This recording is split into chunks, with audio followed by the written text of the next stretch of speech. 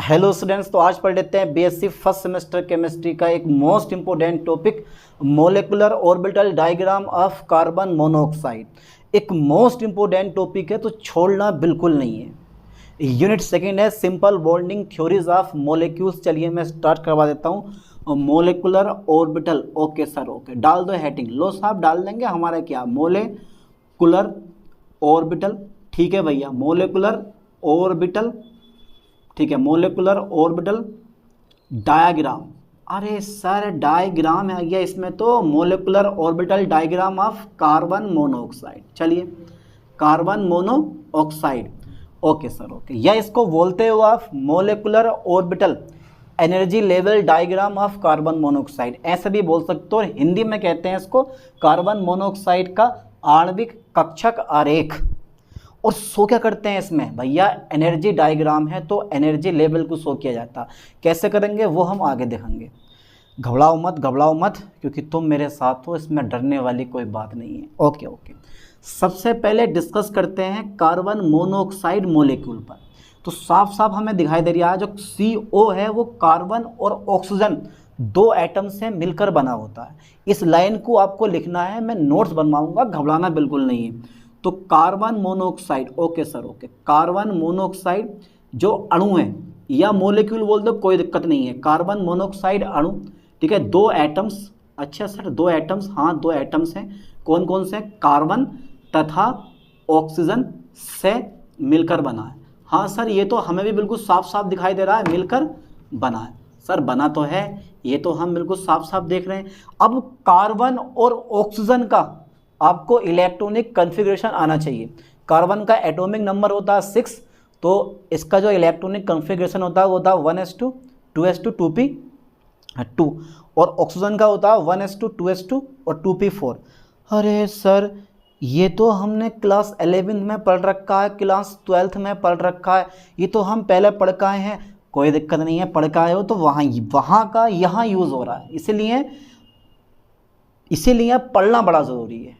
आप किसी भी क्लास में हो, आपको पढ़ना बड़ा ज़रूरी है। चलिए, कार्बन मोनोऑक्साइड अणु दो एटम्स कार्बन तथा ऑक्सीजन से मिलकर बना है। ओके ओके, अतः कार्बन तथा ऑक्सीजन का electronic configuration, electronic, okay sir, configuration, electronic configuration, ठीक है, निम्न प्रकार है। ओके सर, निम्न प्रकार है। कैसा है सर? कैसा? ये इश्क है, बड़ा सस्ता इश्क है, ठीक है। चलिए, तो कार्बन का एटॉमिक नंबर 6 होता है, मैं लिख दूंगा कार्बन का एटॉमिक नंबर 6 होता है, 6 1s2, ओके सर, फिर 2s2, ओके सर, फिर 2px1 2py1 और 2pz हमारा कितना होता है, यहाँ पर 0 होता है। इसी तरह मैं ऑक्सीजन का एटॉमिक नंबर 8 लेता हूँ और इसका भी मैं इलेक्ट्रॉनिक कॉन्फ़िगरेशन कर देता हूँ। Okay sir, okay okay sir, यहाँ पे 2 आ जाएगा और 2py1 2pz1 आ जाएगा। यानी कि ऑक्सीजन का एटॉमिक नंबर 8 और electronic configuration 1s2 2s2 2p4 हो गया। भर दिया मैंने। अब हमने एक चीज़ नोटिस कर ली इसमें कि कार्बन मोनोऑक्साइड मोलिक्यूल में कुल इलेक्ट्रॉन कितने हैं? 8 6 14 इलेक्ट्रॉन है। ये हम लिख देंगे कि भाई कार्बन मोनोऑक्साइड अणु में, कोई दिक्कत तो नहीं पड़ रही है ना यहाँ तक? कार्बन मोनोऑक्साइड अणु में, ठीक है, कुल कितने इलेक्ट्रॉन हैं? कुल 14 इलेक्ट्रॉन्स हैं। सही है सर, इलेक्ट्रॉन्स हैं, हाँ सर, ठीक है सर, मान गए सर। कार्बन मोनोऑक्साइड अणु में कुल 14 इलेक्ट्रॉन्स हैं। सही है सर, 14 इलेक्ट्रॉन है। आता अब जब 14 इलेक्ट्रॉन हैं तो आप कार्बन मोनोऑक्साइड अणु का इलेक्ट्रॉनिक कॉन्फ़िगरेशन भी कर सकते हो। पिछले लेक्चर देख लेना, अगर पिछले लेक्चर जिसने देखे हैं, आई होप कि ये टॉपिक उसको क्लियर समझ में आ रहा होगा। और इससे पढ़ने से पहले आपको मोलेकुलर ऑर्बिटल थ्योरी पढ़ लेनी है, और अगर नहीं पढ़ी है तो डिस्क्रिप्शन में वीडियो का लिंक डाल दूंगा, वहाँ जाकर आप देख सकते हो। तो मेरे साथ हो, घबराने की तो कोई बात ही नहीं है, जरा सी बूंदाबांदी है, बरसात थोड़ी है। तो कार्बन मोनोऑक्साइड अणु में कुल 14 इलेक्ट्रॉन्स हैं। अतः कार्बन मोनोऑक्साइड अणु का इलेक्ट्रॉनिक कॉन्फ़िगरेशन, ठीक है सर, इलेक्ट्रॉनिक कॉन्फ़िगरेशन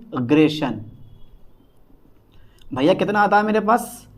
निम्न प्रकार है, इज एस फॉलोस, निम्न प्रकार है। ओके सर, ओके सर, आप प्रकार प्रकार करते रहियो, वहाँ सर हम समझ के बैठे हुए हैं। तो कार्बन मोनोऑक्साइड, कार्बन मोनोऑक्साइड।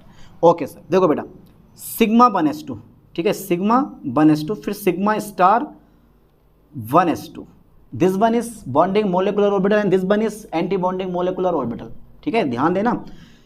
फिर से 2s2 में कूद गया, सिग्मा 2s2, फिर से स्टार में आ गए, सिग्मा स्टार 2s2, ठीक है, पूरा कंप्लीट। अब आ गए पाई में।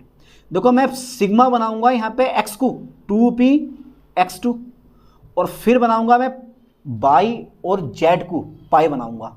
तो पाई 2p/2, एक और एक 2, फिर पाई 2pz2, एक और एक 2, भर दिया मैंने इलेक्ट्रॉन।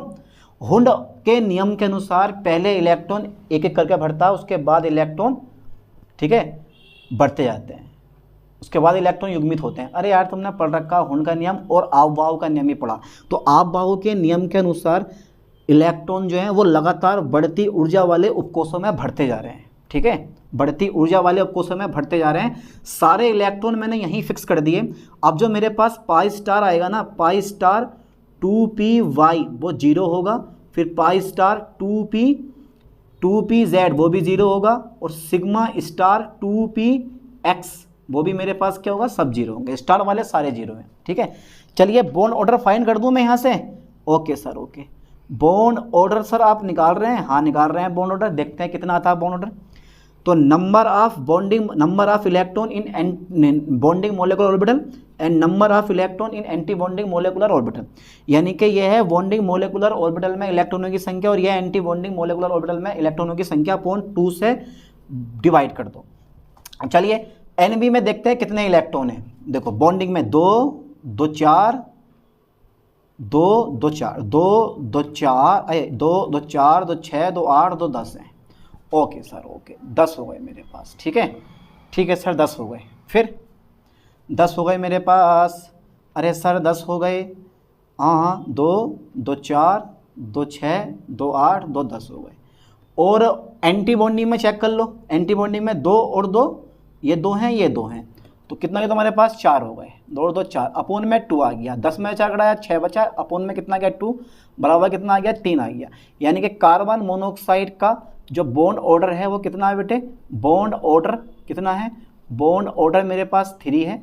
कार्बन मोनोऑक्साइड का बॉन्ड ऑर्डर कितना है मेरे पास 3 है। लाइन पे ध्यान देना, कार्बन मोनोऑक्साइड का बॉन्ड ऑर्डर कितना है मेरे पास 3 है।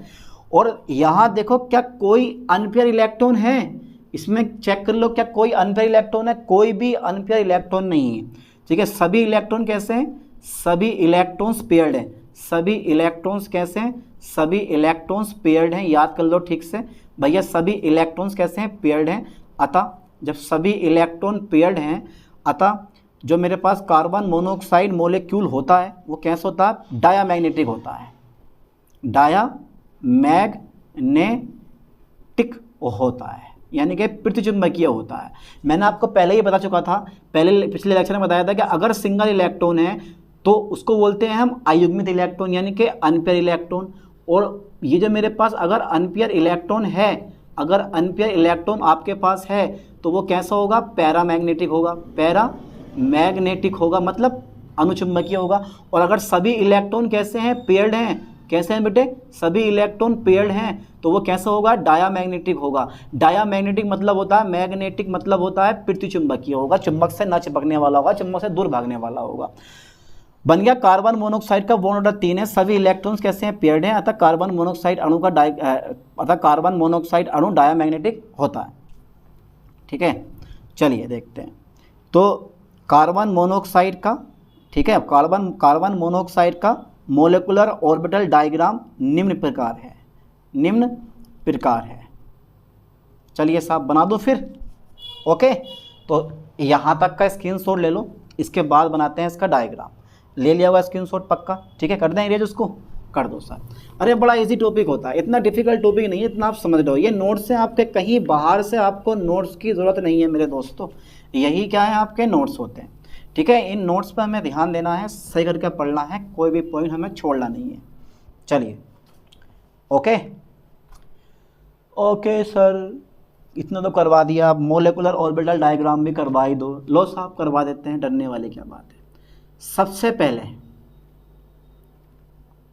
ठीक है, बढ़ती ऊर्जा के अनुसार, बढ़ती ऊर्जा के अनुसार, लो साहब बढ़ती ऊर्जा के अनुसार, ठीक है ठीक है ठीक है ठीक है सर। ये फिर ये करके दिखाओ, देखते हैं। जो डायग्राम बना रहा हूँ ध्यान देना लाइन पे से करके, इसको कैसे बना रहा हूँ डायग्राम, थोड़ा सा बड़ा करके बनाऊंगा डायग्राम यार, ऊपर से बनाता हूँ डायग्राम इस टाइप से, क्योंकि नीचे से डायग्राम बनाने में दिक्कत पड़ती है यार, बहुत ज़्यादा दिक्कत पड़ती है। सबसे नीचे जो आगा मेरे पास वो आगा भैया ये वाला, वो साहब। फिर से मेरे पास अगेन, ठीक है सर, ठीक है। थोड़ा छोटा छोटा बनता है इसलिए बड़ा का बना रहा हूँ चित्र में। पहले ये बना देता हूँ, इसीलिए पहले मैं ये वाला खींच देता हूँ। ओके सर, खींच दो आप, जो मन करे वो खींच दो आप, जो मन करे वो खींचो आप, ठीक है। इसके बराबर नहीं बना, ऊपर वाले के बराबर बनाओ भैया, छोटे बड़े सही लगते। ये इस टाइप से बना दिया मैंने। ओके सर ओके, तो ये पी वाला बन गया। फिर से अगेन मेरे पास 2s वाला बन जाएगा, और ये डॉट डॉट डॉट डॉट, यहाँ पर आप लाइनें खींच दो ताकि हमारा एनर्जी डायग्राम बनाते समय कोई दिक्कत ना पड़े, है ना। इस टाइप से मैंने एनर्जी डायग्राम बना दिया, है ना। ओके सर, इसको थोड़ा सा बड़ा सा कर दो, ये इस टाइप ऊपर से ले लो थोड़ा सा, ये मैंने इस टाइप से ले लिया यहाँ पे ये। ओके सर,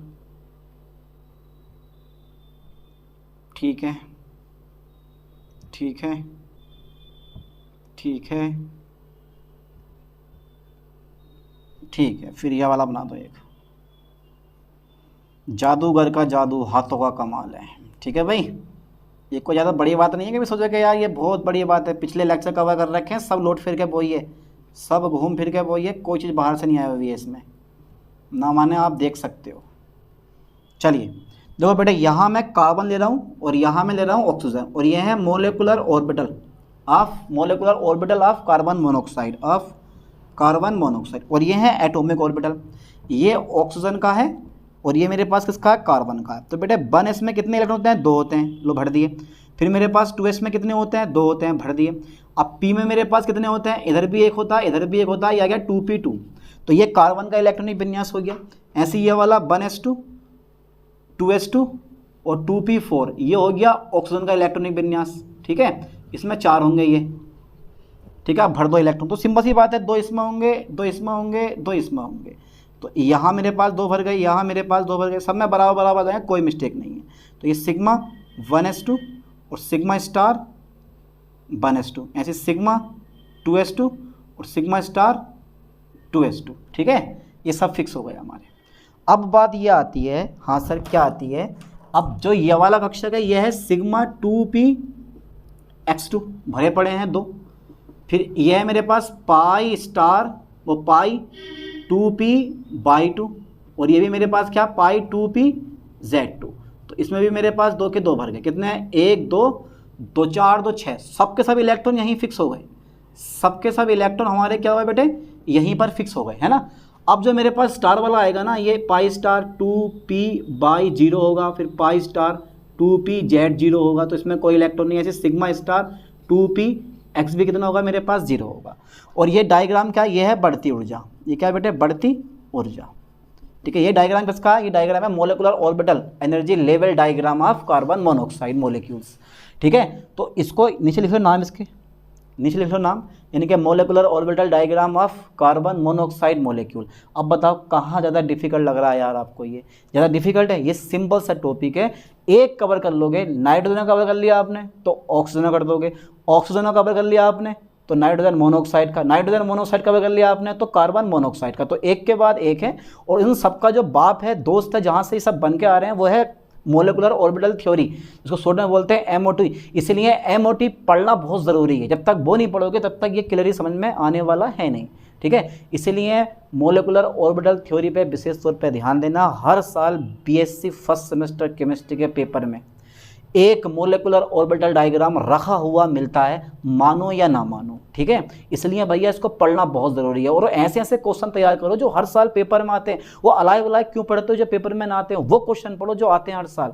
चलिए मिलते हैं नेक्स्ट वीडियो में, थैंक्स।